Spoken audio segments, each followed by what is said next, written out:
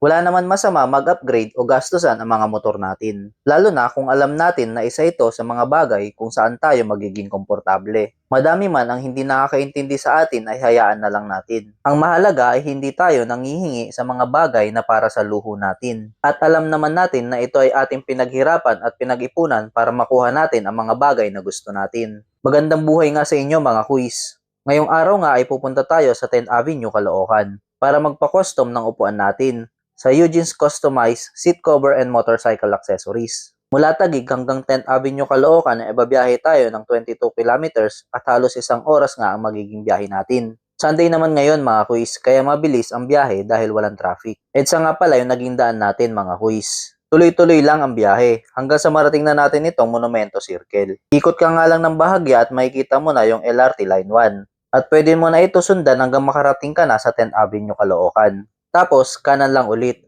Dire-diretso lang hanggang marating na natin ang shop nila Sir Eugene. Pwede nyo naman i-Google Map o i-Waze ang location ng store nila para di kayo maligaw. At nandito na nga tayo mga kuis. Pagdating nga natin, meron agad lalapit sa atin para mag-assist. Dito nga ay pinag-uusapan na namin yung mga bagay na gusto ko ipagawa.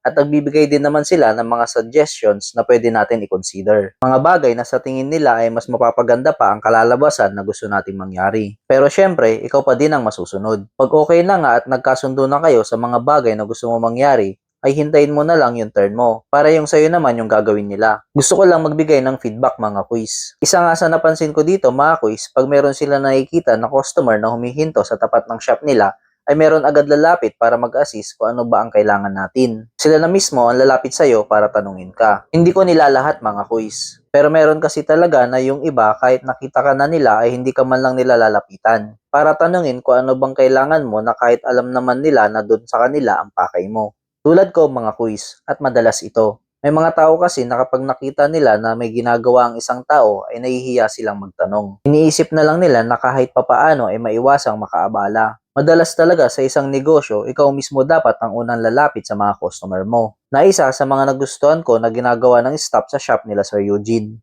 Big thumbs up sa inyo mga sirs. At ito na nga mga quiz. Kwento ko lang sa inyo ng mabilis yung naging proseso sa pag-custom ng upuan natin. Una, pag-uusapan nyo yung mga bagay na gusto mo ipagawa na design na gagawin sa upuan mo. Pangalawa, tatanggalin nila sa upuan yung motor mo para maipila na nila ito sa gagawa. Pangatlo, sisimulan ng gawan ng korte ang upuan natin na naaayon sa gusto nating mangyaring design. Pang-apat, pag nahulma na nga nila yung design na gusto mo ay babalutan na nila ito ng pinaka-final foam para mas maging maganda pa ang kalalabasan. Pang-lima, susukatan at papalitan nila ng inner plastic yung upuan natin para kahit umulan ay hindi sisipsipin ng foam yung tubig. Pang-anim, susukatan na ito ng seat cover na naaayon sa gusto mong design. Kaya sure tayo na 100% na custom yung upuan mo. Dahil yung design na gusto mo ang gagawin nila. Combinations ng mga tela na napili mo ang ilalagay nila. Pang-pito, pag natapos tahiin ay ilalagay o ikakabit na ito sa upuan natin. Pang-walo, pag okay na ang lahat, ibabalik na ito sa motor natin. At ayan na nga mga kuis. Tapos na yung upuan natin at kinakabit na ulit sa motor natin. Medyo mahaba nga mga quiz yung naging proseso. Kaya ang advice lagi nila ay 2 to 3 hours ang proseso mga quiz. Pero worth it naman yung paghihintay. Meron din naman sila ad swap mga quiz. Lalo na kung meron silang available na design na gusto mo at pasok sa motor mo. At habang naghihintay kayo mga quiz, pwede kayo magtingin ng motorcycle accessories na baka meron sila nang hinahanap nyo. Kung may mga tanong nga kayo mga quiz, pwede kayo mag-PM sa Facebook page nila. Eugene's Customized Seat Cover and Motorcycle Accessories. Lalo na sa mga malalayo mga quiz. Advice ko sa inyo mag-inquire muna kayo sa Facebook page nila para meron na din kayong idea bago kayo magpunta sa shop nila. So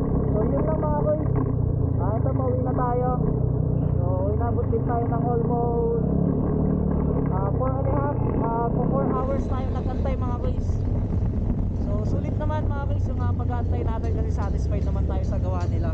At kung umabot naman mga boys sa parte ng video natin